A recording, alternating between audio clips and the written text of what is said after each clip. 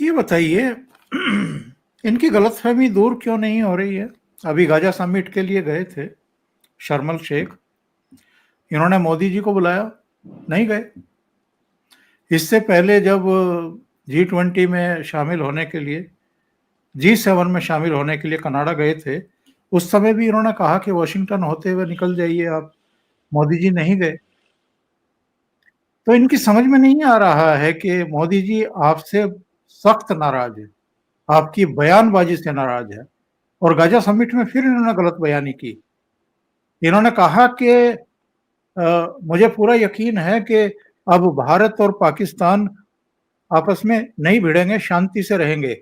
और फिर पीछे मुड़ कर के शहबाज शरीफ की तरफ देख रहे हैं। शहबाज शरीफ ही करके मुस्कुरा दिए। उसकी तो औकात ही क्या है शहबाज शरीफ की?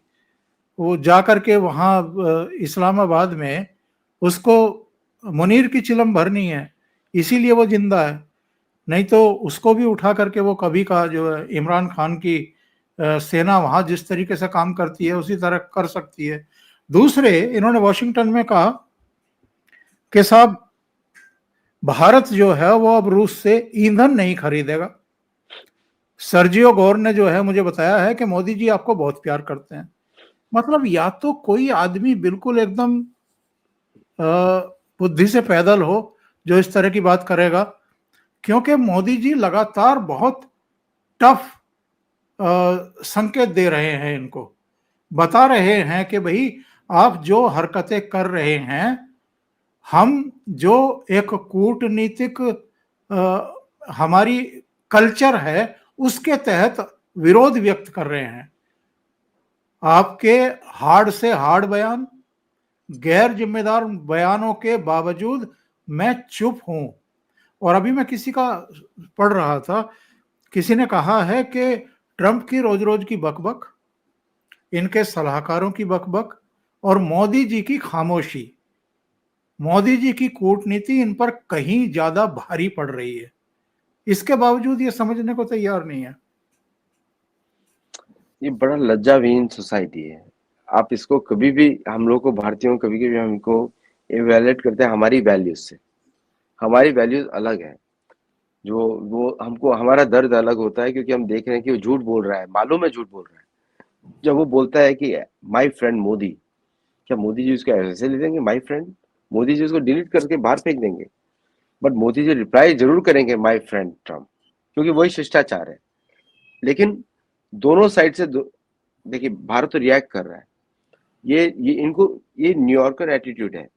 न्यूयॉर्कर में इसका इंग्लिश के शब्द होते हैं glib talker, smooth talker, short small talk. ये स्मॉल टॉक है। और फिर वो, अगर आप मोदी जी को फ्रेंड बोलते हैं और भारत को बोलते हैं डेड इकोनॉमी, तो मोदी जी भारत है और भारत मोदी जी है। बिल्कुल। 140 करोड़ की पॉपुलेशन को मोदी जी रिप्रेजेंट कर रहे हैं, तो वो भारत को रिप्रेजेंट कर रहे हैं। अमेरिका तो ऐसा नहीं है। अमेरिका तो कॉलोनी है, सेटलर कॉलोनी है। अब अगर कोई अमेरिका इतना ही बड़ा देश होता, कहाँ है नेटिव अमेरिकन पावर में? कहाँ है इंडियंस पावर में, जिनका 6% ऑफ टैक्सेस देते हैं? कहाँ है इंडियन पावर में? आने ही नहीं देंगे चर्च। ओके, चर्च आने ही नहीं देगा नेटिव अमेरिकन को। कैसे डर डर के रहते हैं, आपको मालूम है? मैं तो एम्बेसडर हूँ उनका। तो कैसे डर डर के रहते हैं, कोई उनकी चोटी ना देख ले। बाल बांधते हैं ना वो पीछे से, कोई चोटी ना देख ले। पुलिस से कैसे बच के निकले। अब चीफ बात कर रहा है, जेरोनिमा का ग्रेट ग्रैंडसन, पुलिस ना देख ले, can we meet in here. ये ऐसे करके रह रहे हैं। पीने का पानी नहीं है वहां पे, बिजली नहीं है। आप कौन से अमेरिका की बात कर रहे हैं? जो बड़ी बड़ी बिल्डिंग्स दिखाई दे रही हैं या फिर हॉलीवुड की मूवीज दिखाई दे रही हैं? असली अमेरिका तो रिजर्वेशन जाके देखिए क्या हाल है। पीने का पानी नहीं है। मैं तो रह के आया 2 दिन हफ्ते पहले, पीने का पानी नहीं है। एजेंट ऑरेंज डाल दिया फ्रेश वाटर में, मैं तो अपनी आंखों से देखा, पी नहीं सकता उसको। और बाहर पुलिस खड़ी हुई है, कोई बाहर निकले तो आपको हॉस्पिटल लेके जाएंगे, मेडल। तो ये व्यक्ति डिल्यूजनल है। और इसको मैंने आपको बताया 45, जयशंकर जी ने बड़े अच्छे शब्द यूज किए, stuck in 1945। That's the worst diplomat can say. मतलब कि आप प्रैक्टिकल नहीं हो, हिपोक्रिटिकल हो, आपको इतिहास मालूम नहीं है अभी। तो ये जो डिल्यूजन जो है, पिछले 2 प्रेसिडेंट ने दिखा दिया है। बाइडेन ने दिखाया, इन्होंने दिखाया। अभी तो लोग बाइडेन को अच्छा मानना शुरू कर दिए। जब मैं ये पहले बार बोलता था ना भारतीय मीडिया को कि आप लोग गलत व्यक्ति को ग्लोरीफाई कर रहे हो, ट्रम्प का ग्लोरिफिकेशन भारतीय मीडिया से बहुत ज्यादा आया है। अमेरिका में तो अपोजिशन ज्यादा है उसका, कि America, Trump is doing this, Trump is doing that. लेकिन ये आपको इनको ऐसा लगता है कि दुनिया इनकी गुलाम है, भारत इनकी वजह से रिच है, Bharat is rich despite of them, in spite of America. ये बोलने की जरूरत है हम लोगों को कि we are rich despite of you, in spite of you, there is no contribution. The only thing America has provided is, जिससे उसने पैसा कमाया है, वो रिजर्व करेंसी। अभी भी 50% रिजर्व करेंसी है। और चाइना के साथ जो इनका जो वेनेजुएला का एक्शन है, वो चाइना के विरुद्ध है। बिकॉज अगर वेनेजुएला का जैसे वो ऑयल सप्लाई कंट्रोल करते हैं, China is the biggest buyer of that oil, उसके सारे शिप्स रुकने वाले हैं। सो ये युद्ध थोड़ा जो साउथ अमेरिका का इस बार बड़ा चलने वाला है, क्योंकि Bolivarians are known to resist strongly, और उनका उनका जो इम्पैक्ट होता है 6 कंट्रीज ऑफ साउथ अमेरिका में है। तो वेनेजुएला के से इनके 2 टारगेट, मतलब इतना बेवकूफ प्रेसिडेंट मैंने अभी तक देखा नहीं दुनिया में, कि जो कि मतलब कुछ भी बातें कर रहे हैं, किसी से भी बातें कर रहे हैं, उनको लग रहा है कि सब लोग अच्छा मान रहे हैं। और आपने इनकी कैबिनेट मीटिंग तो देखी होंगी, ऐसा लगता है किचन में सब लोग इकट्ठे हो गए हैं, अभी कोई चाय बनाएगा, कोई कॉफी बनाएगा। तो seriousness is gone, institutionalism has gone, क्योंकि वो कभी था ही नहीं।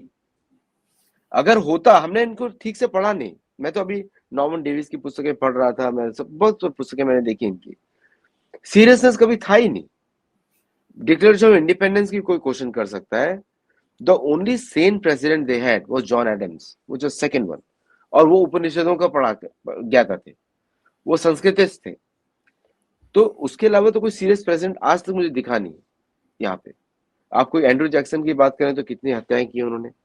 जॉर्ज वॉशिंगटन ने तो किया था कि नेटिव्स को हटा दो, इनको जरूरत नहीं है। तो lot of things are there. लेकिन इसलिए इनकी बात पे विश्वास करना इज ए वेरी, इनकी प्रेज पे विश्वास करना, इनके क्रिटिसिज्म पे विश्वास करना is very dangerous for anybody. नहीं, मुझे लगता है कि भारत तो इनकी असलियत अब जान चुका है, और भारत के पास एस जयशंकर जैसा विदेश मंत्री और नरेंद्र मोदी जैसा प्रधानमंत्री है, जो बहुत जल्दी चीज़ों को समझ भी लेते हैं और फिर दूरी बनाने में भी सक्षम है, किसी कंफ्यूजन के शिकार नहीं रहते हैं।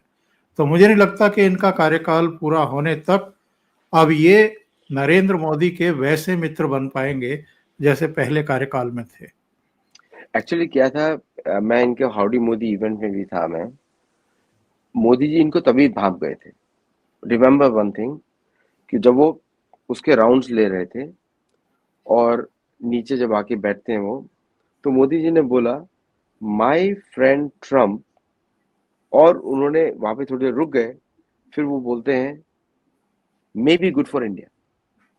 ऐसा उनका आपस में बात हुआ था, वो अमेरिकन मीडिया में बहुत छपा था। तो ऐसा नहीं कि उनको समझ में नहीं आता, उनको 25 साल का गवर्नेंस का एक्सपीरियंस है। लेकिन गलती हमारे मीडिया की हुई, जो इसको ठीक से इसका हाईलाइट नहीं किया, क्योंकि मीडिया ने इनको ऐसा बता दिया कि बस ये आ गए तो सब कुछ बदल जाएगा। बट इसकी इनकी पॉलिसीज निक्सन जैसी पॉलिसीज रही है, जिनको निक्सन को तो इंदिरा गांधी ने वार्न किया था कि ये भारत है 10 टाइम्स बिगर देन वियतनाम, तब बोला था 71 में।